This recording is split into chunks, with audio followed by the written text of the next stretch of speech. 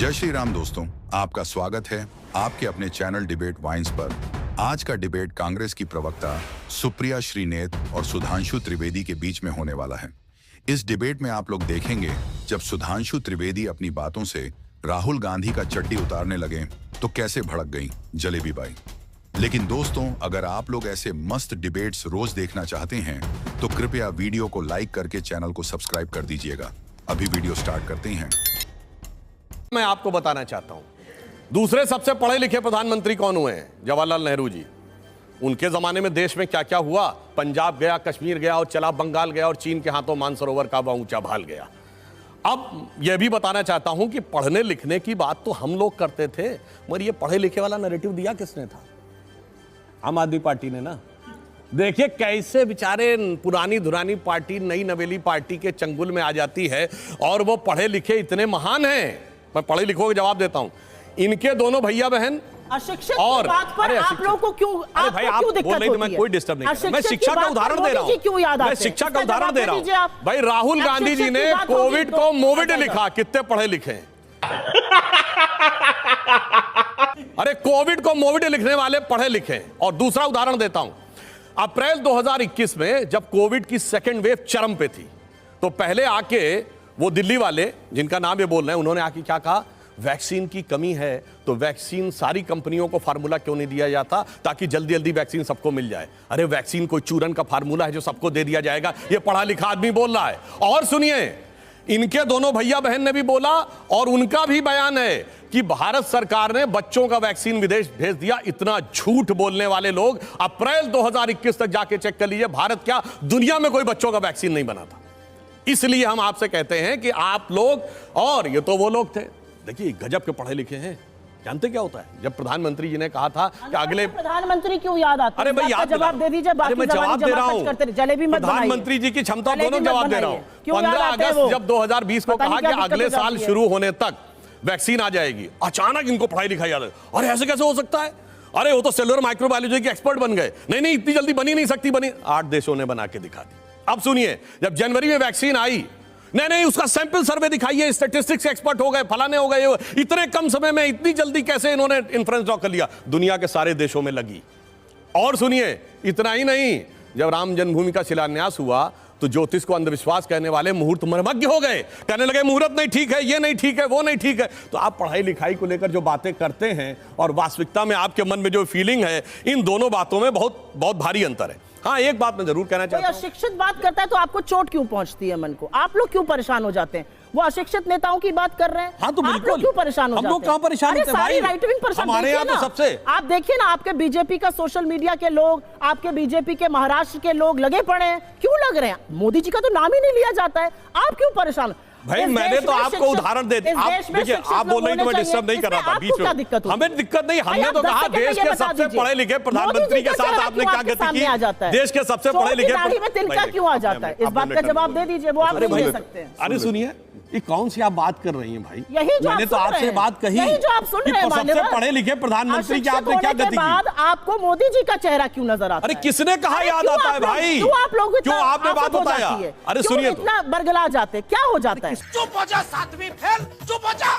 को लग रहा है किसी की बात हो बरगलाए हुए तो आप लोग लग रहे हैं। भाई देखिए ना, बौखलाए हुए तो देखो भैया कहने वाले लोग लग रहे हैं, और आप कह रही हैं कि कौन दूसरा बरखला रहा है, बौखला रहा है। अरे भाई मुझे समझ में नहीं आता। आप देखिए, काजोल के खिलाफ आप लोग बोल रहे हैं। अरे कौन हम लोग से क्या मतलब है भाई? क्यों बोल रहे हैं? कौन किसके खिलाफ बोल रहा है? अच्छा ये बताइए, पढ़े लिखे, अच्छा ये बताइए पढ़े लिखे वाला सेंटेंस किसने शुरू किया था? केजरीवाल जी के साथ है ना। भाई पढ़े लिखे तो आप भी हैं, पढ़ी लिखी मैं तो ये कह रहा हूँ, अपने बच्चों को भी पढ़ाने की बात करते हैं। जब हम कहते हैं कि बेटा कुछ पढ़ लिख के बन जाओ, तो जब कहते हैं ना अगर नहीं पढ़ोगे तो ठीक नहीं बनेगा, आपको उसमें मोदी जी क्यों नजर आते हैं?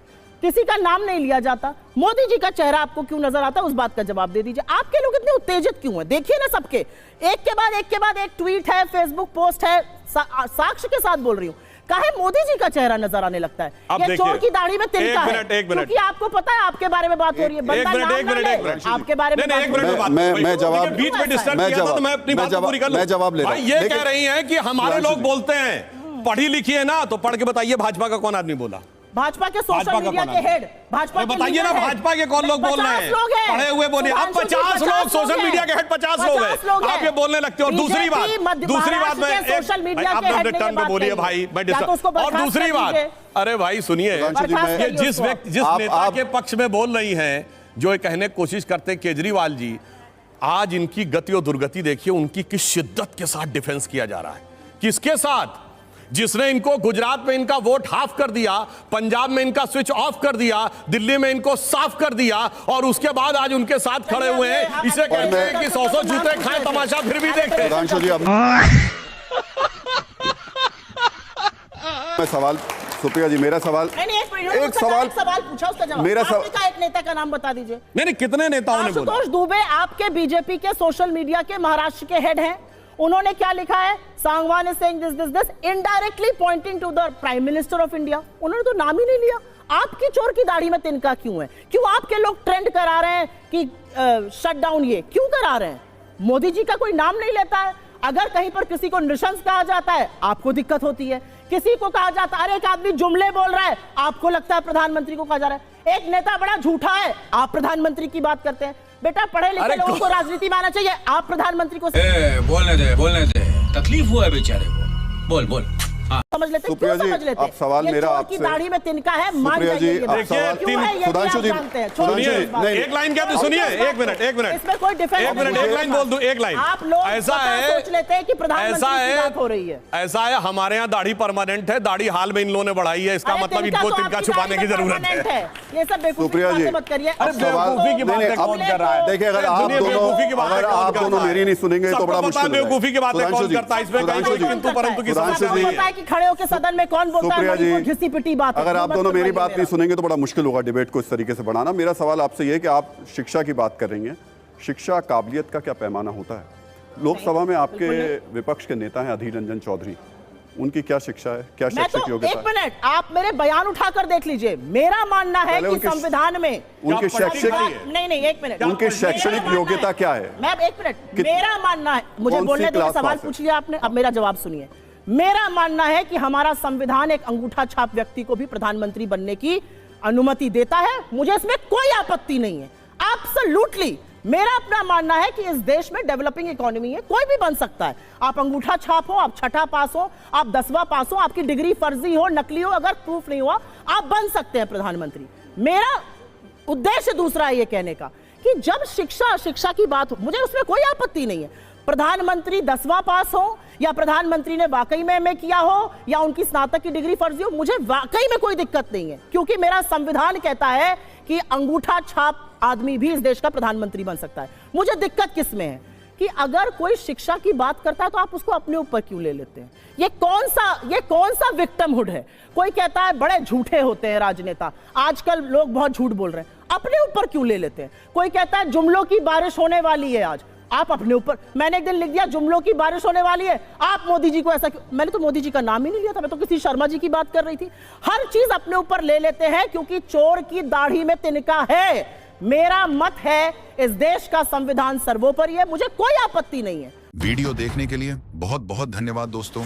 आज के लिए बस इतना ही। जाते जाते कृपया वीडियो को लाइक और चैनल को सब्सक्राइब कर दीजिएगा।